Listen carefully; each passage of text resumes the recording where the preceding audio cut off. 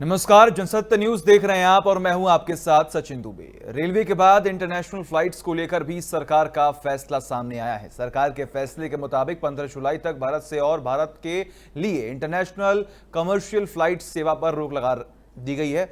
हालांकि इस दौरान डोमेस्टिक एयर सर्विस जो सर्विस है वो जारी रहेगी।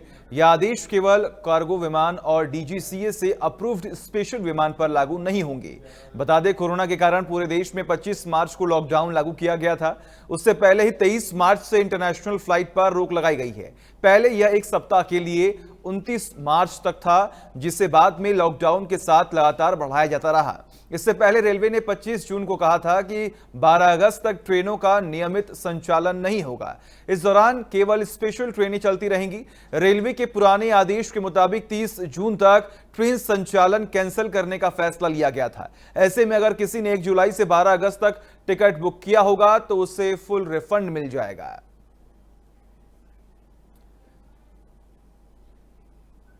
तो देखा आपने किस तरीके से यहां पर तमाम ऐलान जो हैं वो किए जा रहे हैं। देश में 25 मार्च को लॉकडाउन लागू किया गया था और जिसके बाद ये बड़ा यहां पर ऐलान किया गया कि अब 15 जुलाई तक तमाम वो फ्लाइट्स की सेवाएं जो हैं वो भी अभी बंद रहने वाली हैं।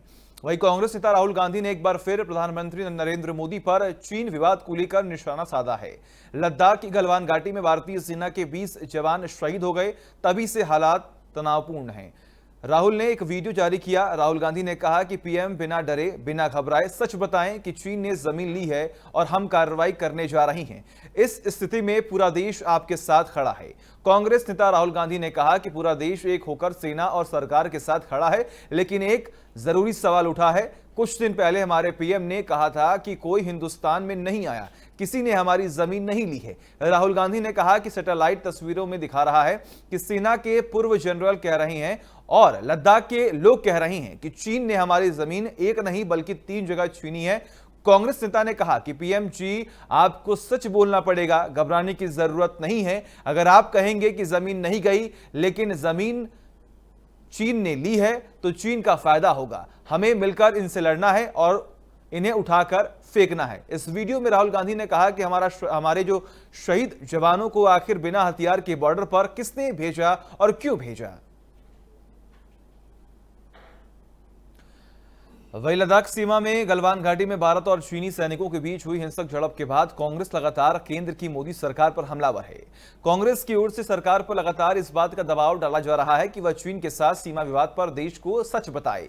कांग्रेस अध्यक्ष सोनिया गांधी ने सोशल मीडिया पर कांग्रेस की ओर से चलाए जा रहे अभियान speak up for our jawans में अपने वीडियो संदेश में कहा कि सरकार को हमें बताना चाहिए कि चीन द्वारा अतिक्रमण की गई है। हमारी जमीन कब और कैसे हमारे लिए बहाल की जाएगी।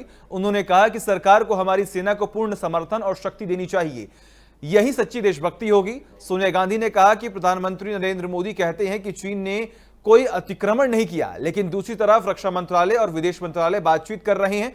आज जब हम अपने शहीदों को श्रद्धांजलि दे रहे हैं, तब भारत यह जानना चाहता है कि क्यों और कैसे हमारे 20 जवान मारे गए। इसके साथ प्रियंका गांधी वाड्रा ने भी केंद्र पर जमकर सवाल खड़े किए हैं।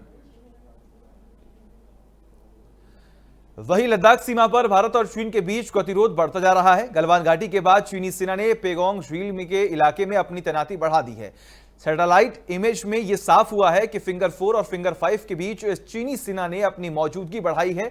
भारत की ओर से चीनी सेना को फिंगर 4 से फिंगर 8 को खाली करके पीछे जाने की बार बार बात कही जा रही है, लेकिन चीनी सेना अपनी तैनाती बढ़ाती जा रही है। चिंता की बात यह है कि पेगोंग लेक के पास मौजूदगी के साथ साथ कुछ दूर पीछे चीन बैकअप की तैयारी कर रहा है। ऐसा नहीं है कि सिर्फ झील के पास चीन ने ही अपनी मौजूदगी को बढ़ाया है, भारत की सेना ने भी अपनी मौजूदगी को बढ़ाया है और मिरर तैनाती जैसी स्थिति यहां पर बनाई हुई है। सैटेलाइट इमेज में भी भारतीय सेना के टेंट बड़ी संख्या में दिखाई दे रही हैं।